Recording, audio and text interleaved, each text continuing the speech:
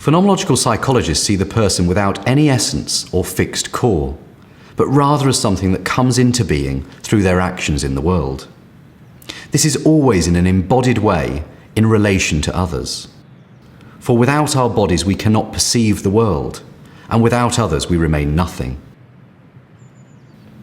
Human existence is, therefore, more verb-like, with us actively reaching out into the world, creating meaning, rather than being fixed in a way that can be passively described, like other objects in the sciences.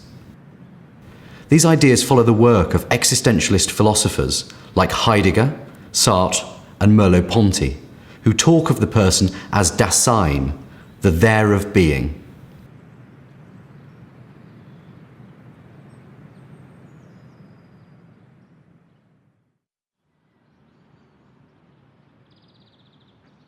Phenomenological methodology is qualitative, looking at people's perceptions of the world and developing our understanding of these as analysts. This results in a focus on experience and the things in their appearing. We do not seek to delve into the psyche or reduce people to information processing mechanisms, because for us the psyche is always something turned out on the world, and so only accessible through an examination of experience. With this, we recognize the ambiguity of the lived world. We do not seek to pin down and fix variables, but instead aim to recognize and reflect this complexity in our choice of methods.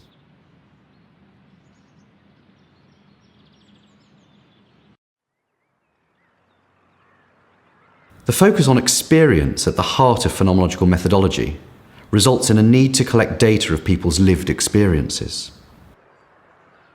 This may be through first-person accounts, interviews, or other literary sources. These data are then used as the basis of a phenomenological analysis, which involves the analyst initially attempting to set aside their prejudgments about the topic and approaching the account as if for the first time. Later, the role of the analyst is recognized more reflexively through their reflections on their influence on the findings. The data are then systematically examined for themes, which highlight the nature of the lived experience being recounted in as much rich detail as possible.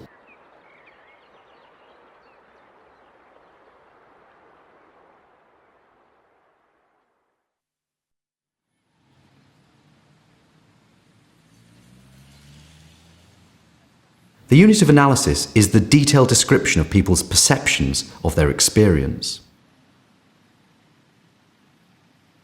This represents a move away from the individual in isolation, as the phenomenological subject is embodied, living in relation to other embodied subjects and the wider world.